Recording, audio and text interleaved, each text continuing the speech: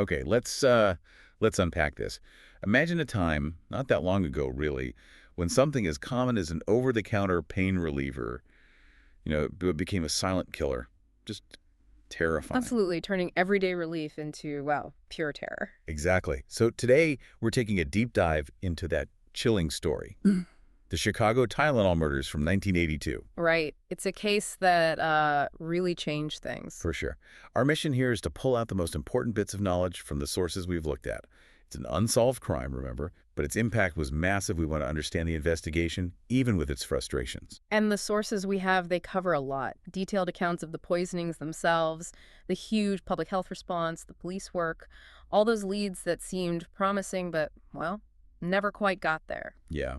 So we're here to help you understand not just what happened, but those sort of aha moments that genuinely changed industries, and the questions that honestly are still hanging out there decades later. It's a fascinating, if grim, story. Definitely. So let's set the scene. Where and when did this all start? How did it first unfold? Okay, so the date is September 29th, 1982. We're in the Chicago area. A 12-year-old girl, Mary Kellerman, takes an extra-strength Tylenol capsule. Just for a cold, I think. Right, something totally normal. Yeah. She collapses and dies the next day. And this death, which must have been baffling at first, was just the beginning. Yeah, the start of this horrible chain reaction. Exactly. 6 other people ended up consuming contaminated Tylenol capsules, and they died too. Adam Janus, who was 27, his brother Stanley, 25, and Stanley's wife Teresa, only 19. And they all took pills from the same bottle, which is just tragic. Unbelievable. Then there was also Mary McFarland, 31, Paula Prince, 35, and Mary Reiner, 27. And everyday medicine had literally become a weapon. It's chilling, but what's kind of remarkable in a grim way is how quickly some people started connecting the dots. You had some really sharp investigative work right off the bat. Like who? Well, there was this nurse, Helen Jensen. She was Arlington Heights' only public health official at the time.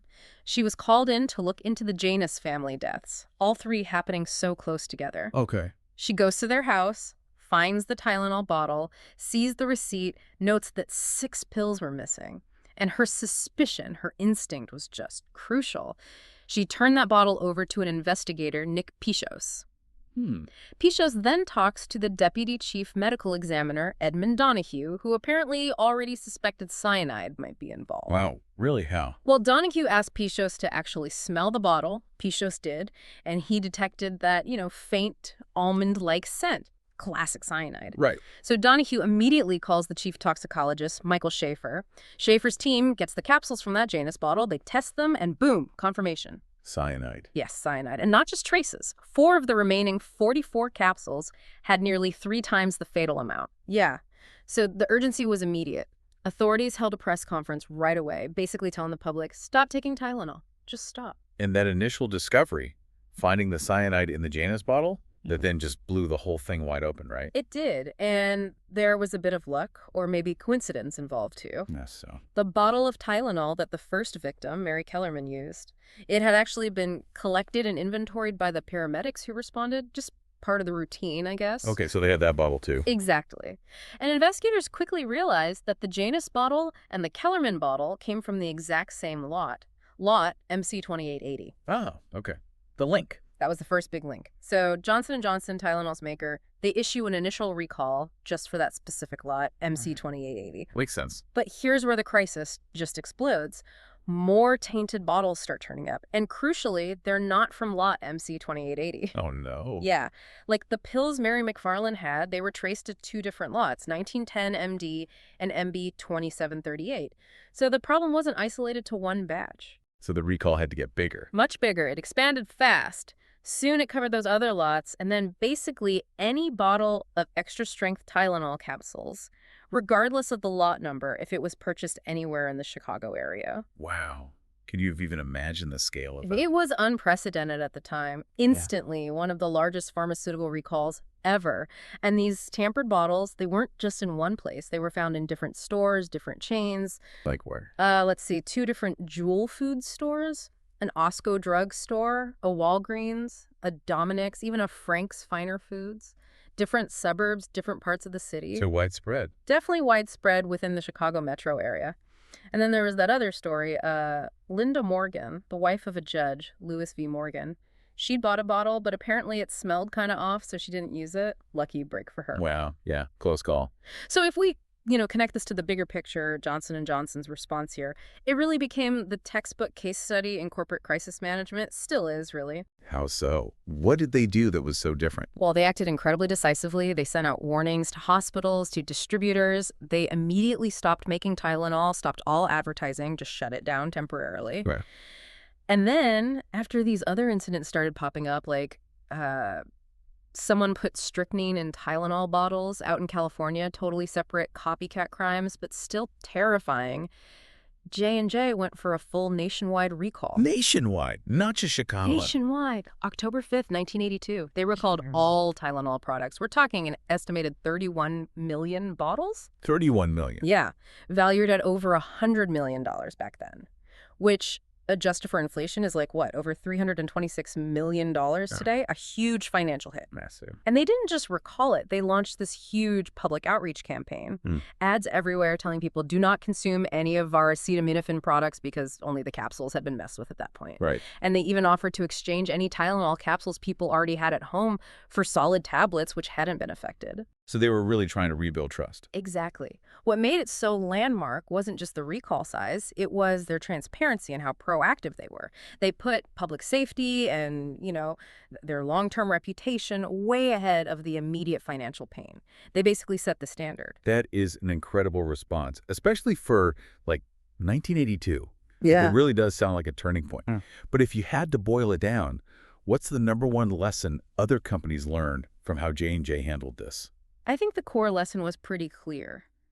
Prioritize your customers' trust and safety above all else. Even if it costs a fortune in the short term, it can save your brand, maybe even make it stronger in the long run. Transparency, decisiveness, putting people first, that became the new playbook for crisis management. Makes sense. And you mentioned the panic wasn't just in the U.S. Oh, no, it definitely went global. You had customs officials at airports outside the U.S. asking visitors, are you bringing any Tylenol with you? It shows how much alarm this caused worldwide. Wow. So what does this all mean for you, listening right now? Well, think about when you pick up a medicine bottle today. You see those seals, right? The foil over the top, the plastic wrap around the cap, child-proof caps, maybe the whole box is sealed. Stuff we take for granted now. Totally. We don't even think twice. But it's so important for us to remember that all of that stuff, pretty much all of it, is a direct result, a tangible legacy of the Chicago Tylenol murders. Before 1982, that level of security just, it wasn't there. A hard lesson learned. Definitely. Yeah. Okay, so the scale of the problem is clear. The response was huge. How did the police actually start figuring out how someone could have even done this? How did the tampering happen? Right, that was the immediate puzzle for the police. Their first big clue came from looking at where the capsules themselves were made. They found that tainted capsules came from pills manufactured in two totally different places, one plant in Pennsylvania, another down in Texas. Ah, okay. So not a factory problem then. Exactly. That was crucial. It strongly suggested the tampering didn't happen during manufacturing or bottling. It had to have happened after the Tylenol was already shipped out and put on store shelves for sale. Right, in the Chicago area. Precisely. So the working theory for the police became this: someone, or maybe multiple people, but likely one person, was going into various stores in and around Chicago. They were taking bottles of extra-strength Tylenol off the shelf. Spying them or Yeah. stealing them. Could be either, I suppose. Mm-hmm. But they take the bottles, open them up, carefully pull apart some of the capsules, dump out the acetaminophen, fill them with potassium cyanide, put the capsules back together, and then... Put the bottles back on the shelf. Exactly. Put the now poisoned packages back on the store shelves for completely unsuspecting customers to buy. That is just bone-chilling, the randomness of it. It really is. And besides the 5 bottles that tragically killed the victims, they did find a few other contaminated bottles later in different stores, which seemed to support that theory. So the FBI gets involved too, obviously.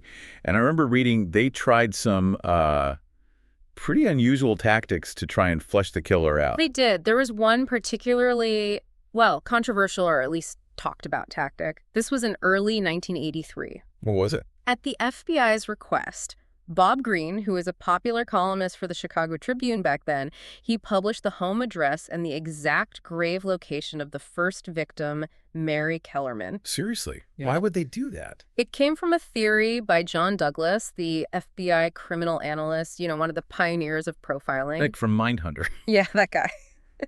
His theory was that some perpetrators, especially arsonists or maybe poisoners like this, might feel compelled to revisit the scene, or in this case, maybe visit the victim's home or grave, especially if the locations were made public, sort of to relive it or see the impact. Okay, I see the logic, kind of. Did it work? Well, they did it with the Kellerman family's permission, of course, and they set up 24-hour video surveillance on both the house and the gravesite for several months. But, no, the killer never showed up. Huh. Worth a shot, I guess. What else? The Chicago police also released that surveillance photo, you probably remember it, of Paula Prince buying her Tylenol at the Walgreens on North Wells Street. And there was a man, kind of bearded, standing just a few feet behind her in the photo. Police thought maybe, just maybe, that could be the guy. But nothing definitive ever came of that either. Man, so frustrating. Lots of leads, but dead ends. So who did the investigation really zero in on? Were there primary suspects? Oh, yes. The investigation definitely focused on several individuals over the years. Probably the most prominent, certainly the one who got the most media attention, was a man named James W. Lewis. Lewis, right. Wow. Why him? What was the connection? Well, the main thing was Lewis sent an extortion letter directly to Johnson & Johnson. He demanded $1 million to make the cyanide murders stop. Wow. Okay, that's bold. Very bold. And when they eventually arrested him, Lewis actually described to the authorities, how the killer might have done it, this whole process of buying Tylenol, adding the cyanide, returning it to the shelves. Pretty specific knowledge. Suspicious. Definitely raised eyebrows. They also found he owned a book about poisons, and apparently his fingerprints were found on pages talking about cyanide. Okay, that sounds pretty damning. It does. But Lewis denied he was the poisoner. He admitted writing the extortion letter, yeah, but he claimed he'd only worked on it for 3 days.